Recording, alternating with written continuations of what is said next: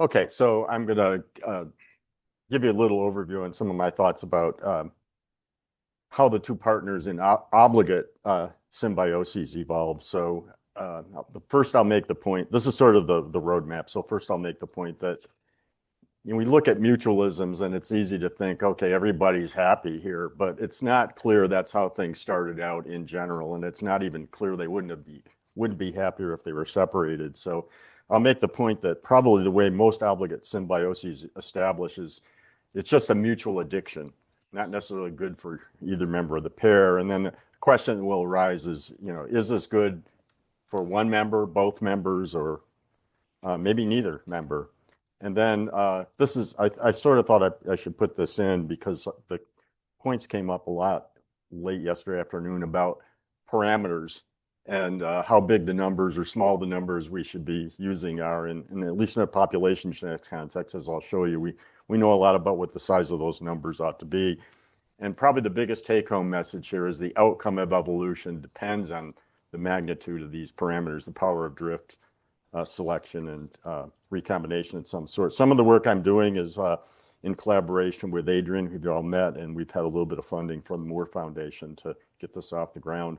So addictive symbiosis, just to give you one initial example based on an organism my lab happens to work on, there's this interesting system. Paramecium is a ciliated protozoan. A protozoan is a unicellular eukaryote. Lots of hairs on the side, swims around. Some of these have bacteria living inside them. They become known as killer bacteria. So it's just this cartoon version. There's two flavors of killers in there. There's some with and some without this big thing called an R body. I'll show you a photograph of that in a second. And the carriers poop these things out all day. And if you happen to be a non-carrier initially and you ingest one, it goes into a food vacuole, low pH, things start to dissolve, and the R body turns into a giant microneedle, punctures the vacuole, and injects a toxin into the poor victim. And I'll show you how bad things are in a second. This is a side view of one of these killer bacteria there. Just think about taking a side cut through a transverse cut through a tin can. You would see both sides. But what this really is a big spool of a ribbon. And then you can see the microneedle that's unspooled there to the right. That delivers a toxin and apparently an antitoxin. We know a lot about these. So this is a polymer ribbon. It's made of just 3 proteins, only about 60 amino acids each. And you can put these things in E. coli, and E. coli will make an R body. And you can change the amino acids and get all kinds of different shapes of this filament. These filaments are pretty long, 20 to 30 microns long, way longer than a bacterial cell. And then we know something about the toxin now. It's related to hemolysin. And the hemolysin, you can see the hole in the middle. It will get into a membrane and basically make a hole in the membrane. Everything starts to fall apart. And the antitoxin seems to be a nice plug that snugly fits in the middle. So that keeps things from falling apart. Turns out these Reb proteins that make the R body are found all over the place in bacteria. Nobody really knew this. They're little tiny proteins unannotated in genomes. When we started looking around, we found them in all kinds of critters. And so there's a lot of bugs out there that we weren't aware of that can probably make R bodies and haven't been seen yet. Okay, this is for the non-biologists. I know there's a lot of you in the audience. This is biology in action. You can see the little guys there with the blister. They're about to be obliterated. For those of you, again, from math, the ones that aren't moving, those are the dead ones. And the ones that were moving around, those are the carriers. So that's the thing in action. This happens really rapidly in like 15 minutes. Everybody's dead. But this might seem like a peculiar system, but these toxin-antitoxin systems are really common in the biological world. One of the most common forms is plasmids.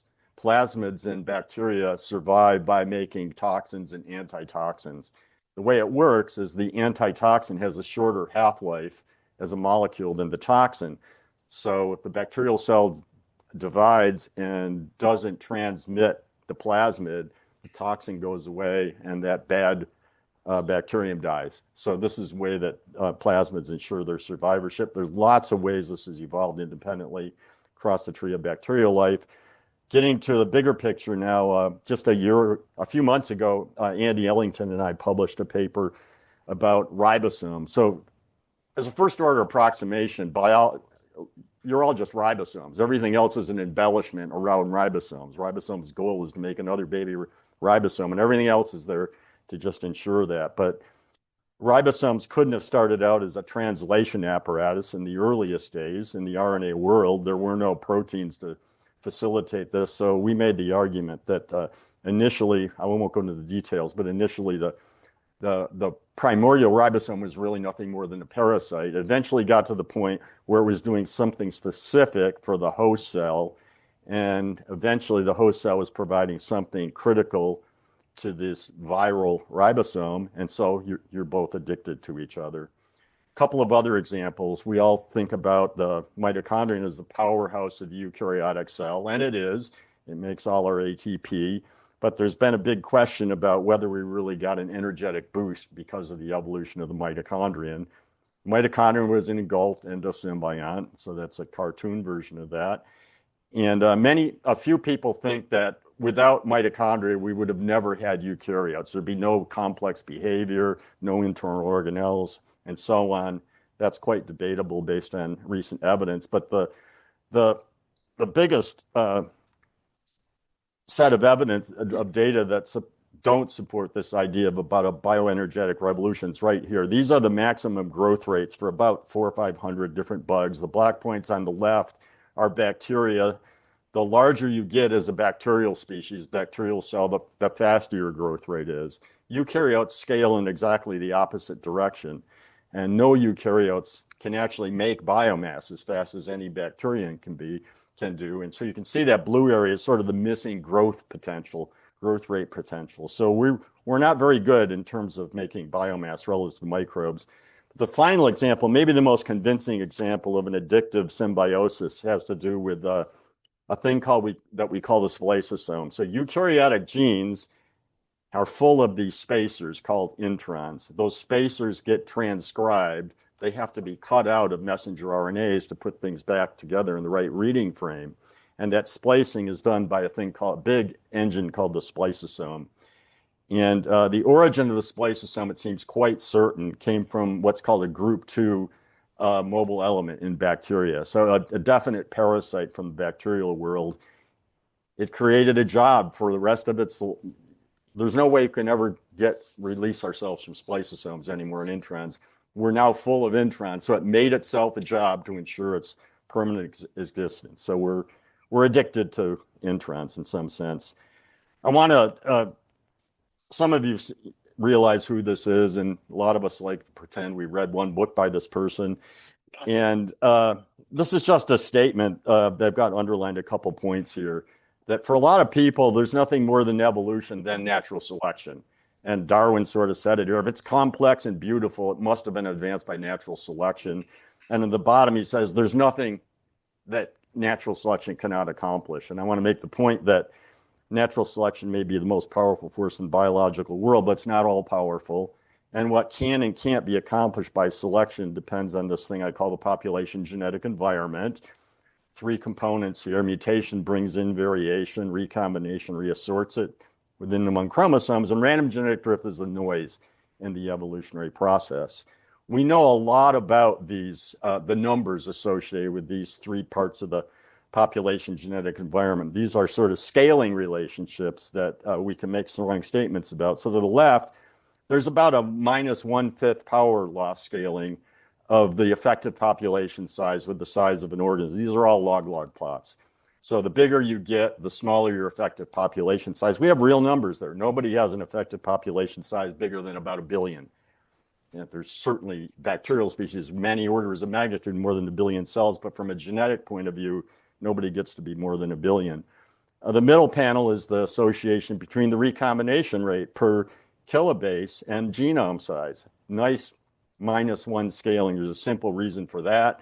It's typically in everybody, there's 1 crossover for chromosome arms. So if you double the genome size, you reduce the recombination rate by 50%. And the one on the right, we now know a lot about mutation rates. These are the total mutation rates in functional DNA in a genome. It scales negatively with the effective population size. So the population genetic environment evolves in sort of a syndrome. And what I want to point out, if you're modeling these sorts of things and wondering about what your parameters should be, there's no biology out in the white space in these graphs. Everybody lives in these bands. So that sort of restricts what's going on in real organisms. Okay, so today I'm going to talk a bit about evolution of obligate endosymbiosis, as I said. And the way we're looking at it is like this. So the big round balls, those are host cells. The little round balls, these would be endosymbionts living inside the host cells. Could be mitochondria, could be killer bacteria, and so on. The different colors are just meant to indicate different genotypes.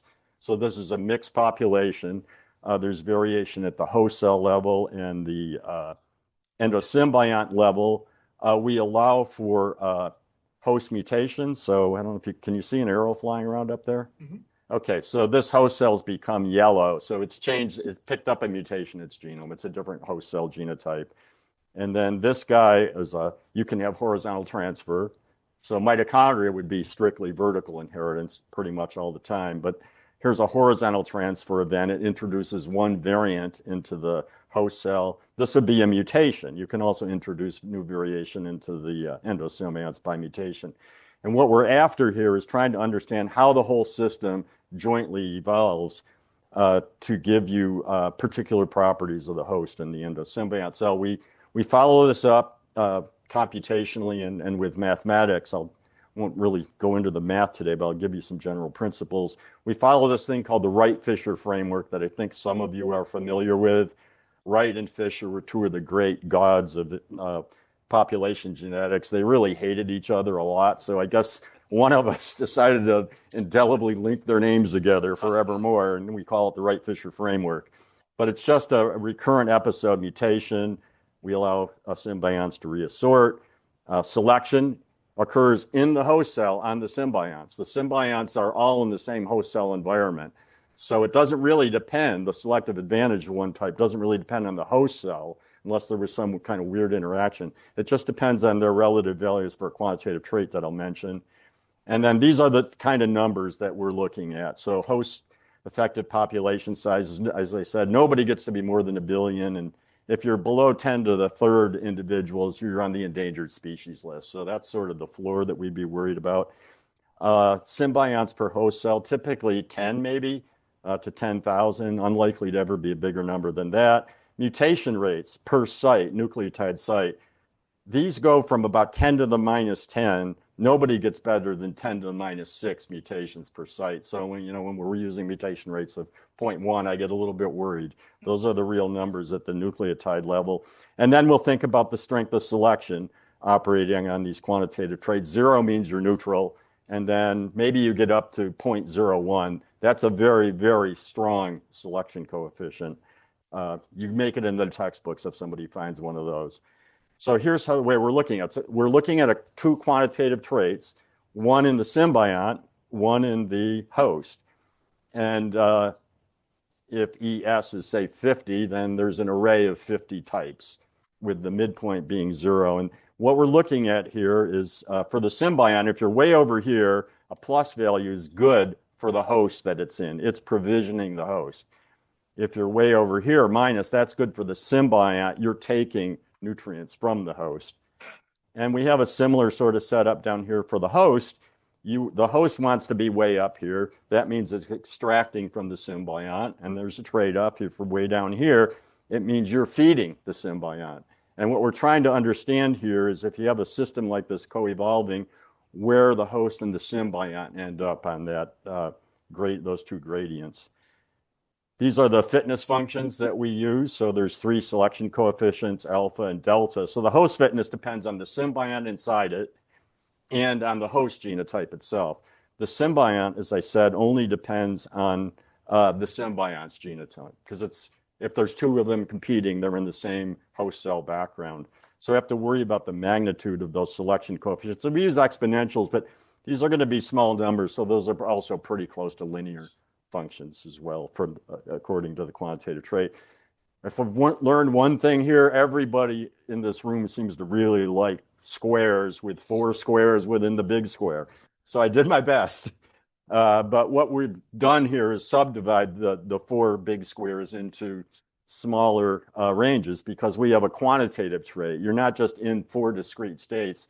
you can be anywhere in one of those boxes depending on where you are on these scales. But you can interpret these 4 quadrants in different ways. So if you're in the upper left, that means it's good for the host, and it's also good, it's negative for the symbiont, so it's good for the symbiont. That doesn't mean the host is really gaining, because if the symbiont's pulling more out of you than you're doing for yourself, it could be negative for you. To the upper right, that would be a situation where there's exploitation. The host is gaining, and the symbiont is evolved in a way that it's provisioning the host. And down on the bottom, it turns out that nobody gets to evolve in there, at least in this system. So, but one could be called parasitism and another antagonism. So we're going to block that out for now and find out where you go up there with coevolution going on. So our goal is to determine what the steady state distribution of the 2 species are. We let them go for very long periods of time with forward and backward mutation, random genetic drift, and selection, and figure out where you go on average over a long period of evolutionary time. And what's important here to realize is this thing called the power of random genetic drift. So the issue here is if selection is trying to push something up, say to the level of molecular perfection, there's only so far you can go, because eventually you're going to run into this wall, the noise, due to random genetic drift.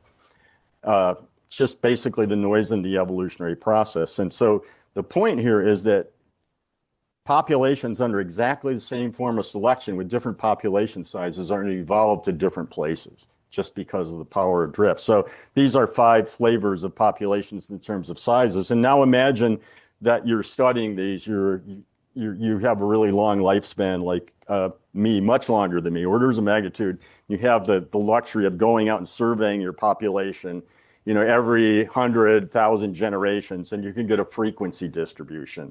So that's what these would be. And you move to the right as the population size goes on. And the means there, that's what we're after in these sort of analysis, the average long-term steady state mean. And, we can make models like this. This would be just with 4 genetic loci. They're biallelic, and you move from class to class based on the mutation pressure and the selection pressure and so on. So that's the basic flavor of the molecule. Mutations playing a role, drift is playing a role, selection is playing a role. Now, the key thing you have to understand with respect to selection and drift is illustrated here. This goes back to Maleko and even Haldane and Kimura.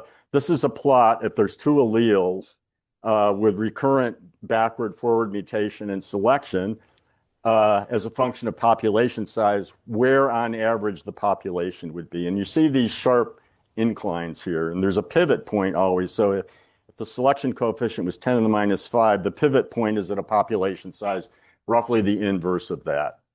And if you're much bigger than that, then you go to 1. The beneficial allele is always there. And if you're much lower than that, you just go to the expectation under neutrality, just based on mutation pressure. So that's the key issue here, is in trying to understand evolution, is where is the selection coefficient relative to the power of drift? The power of drift is 1 over the population size. So, you move the denominator up the numerator. And the critical point is the population size times the selective advantage greater or less than 1. And so you can see here, as mutations have smaller and smaller effects, these are all identical curves, but the inflection point moves as you go to the right. You have to have a large population to be able to use the mutations as small selective advantages. And, that sort of looks like there wouldn't be much of a gradient in mean phenotypes, because everything happens right around this narrow window of population sizes. And anybody above that's just constant, anybody below it's just constant. But we have this problem in biology and genetics that all our mutations, all our genes are tied together on chromosomes. And that causes selective interference between mutations arising at different places in the chromosome, because your ultimate fitness is a function of who you landed by. That reduces the efficiency of selection. It makes these curves more like these dotted lines here. So you do expect these sort of gradients in mean phenotypes. And we want to take these ideas now to think about issues with respect to coevolution as 2-species systems. So to just go back to the general principles, where it's all about competing processes, which one's more intense than the other.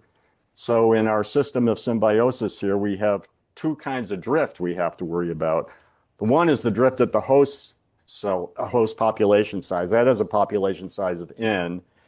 And then there's drift inside host cells. A new mutation comes along, and how noisy is the process if it's trying to fix itself? And we'll say there's K symbionts per cell. So 1 over K would be the drift going on inside cells. And then the question is, how powerful is drift compared to selection? You just saw these selection functions, one for the host, one for the symbiont. And so immediately, without even really getting hard into the theory, you can anticipate some issues here. So suppose that the strength of selection times the number of symbionts per cell is less than 1. There's still selection going on at the symbiont level, but drift overwhelms selection. And so you've eliminated the lower level of selection. It's still part of the system, but there's no selection going on at the lower level because it's inefficient. There's no response to selection on the host trait so there's the selection coefficient for the host trait, delta. And so if that times the number of host individuals is less than 1, there's no selection for the host trait. Well, there's selection for the host trait, but there's no response to selection for the host trait. There's no secondary, the host is under selection. The host wants to have a symbiont that's really provisioning it. But if alpha, the selection coefficient with that is small enough, it's not going to be sensitive to that either. So again, everything you look at is this product of the appropriate population size and the strength of selection. The final line I can't read. You guys can read that up there. There's something over my screen. But I guess what I want to say is there's response to selection only at the lower level if BK is greater than 1. If the upper level, the alpha and the delta times the population size is less than 1, then the symbiont's running the show. The host is insensitive to what's going on. So this is what it's all about. I just have 2 slides really to give you a general idea of where things evolve. So under different conditions. So let's first imagine a really simple situation to get our way into this, is that the host and the symbiont's fitnesses only depend on themselves. So now that alpha term up here is gone. So the host fitness isn't dependent on the symbiont. The symbiont's fitness isn't dependent on the host. So some people would call this commensalism, I guess, maybe. Nobody's really feeling the effects of each other, but they're still each under selection at their own level. If that happens, you end up in this quadrant up here. But you can be at various places in this quadrant depending on the strength of selection. So for example, if the symbiont population was, small, you'd be way over here. The symbiont would be evolving in a neutral fashion. If the host population selection was low, you'd be down here. But if both are very strong, you'd work your way up to this red dot in the upper corner. If everything's neutral, you'd be right in the middle. Nobody deviates. You'd be wandering all around the middle. You're allowed to go anywhere if everything's neutral, but on average, you'd stay in the middle. So if you change host population size, the symbiont mutation rate, the numbers of symbionts per host, you can really change where you end up, but you're always in that one quadrant here. But there's no conflict in this case because they're both under selection by themselves, but not the other member of the pair. But now let's look at the situation where there's selection at both levels. So now we put the alpha back in the host level. So it's now influenced by what symbionts it has in it and its own genotype. And so now we have a more complicated situation. And you get these weird situations. Weird's probably not the right way. You get these interesting situations where you can have what you might call a phase transition in the behavior of the system. You're either in that left quadrant up here, which is where we just were in the previous example, and the symbiont is in this case, exploiting the host. It's trying to get as much as it wants because the host, a negative value for the symbiont is bad for the symbiont, good for the host.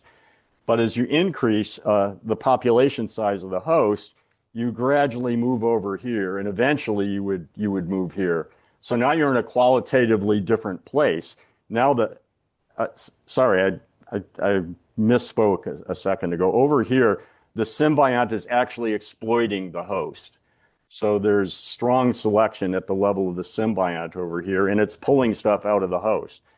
But as you move over to here, we're shifting domains, and now the symbiont is the one that's being exploited. And the way to think about this is illustrated down here. So this is a host population size, and this is the evolution of the symbiont's trait. And the way I've set it up is there's strong selection on the symbiont.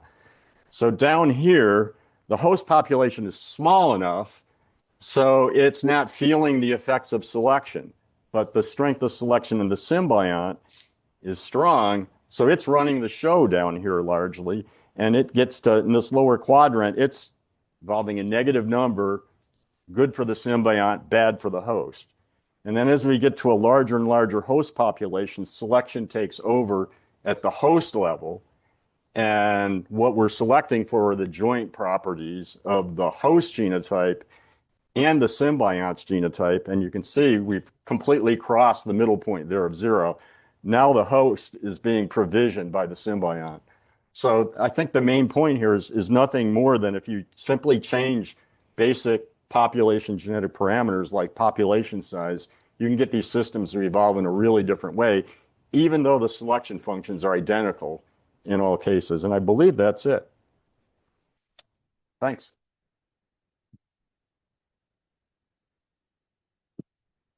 Any questions since we switch over to next?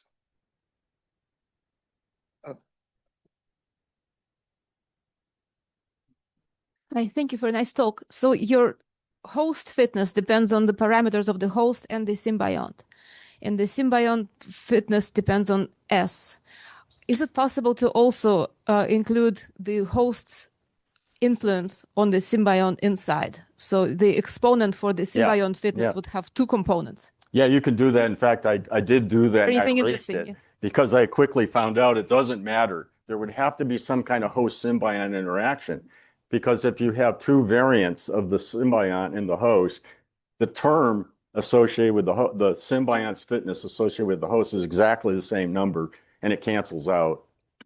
You could make a more complex function maybe and do what you're saying, but if it's just a series of exponentials, it doesn't matter at all. So we used to have a 4th coefficient in there, and I realized that we don't need it under this model. Quick question. It was mostly about the relative population sizes of host and symbiont per host. I'm wondering if like the generation time also matters. Like, I guess you're assuming the symbiont replicates a lot between host replication events. Is that in this analysis altogether? But well, in some sense, the way I guess I didn't articulate very well. A mutation or a variant from migration arises, and it goes to fixation inside the cell, which requires some turnover inside of the endosymbionts inside the cell, and then you go to fixation before the host population moves on. So you're what we would call normally you're homoplasmic for one type of symbiont at a time, except for in the rapid initial phase. But yeah, thanks for asking that.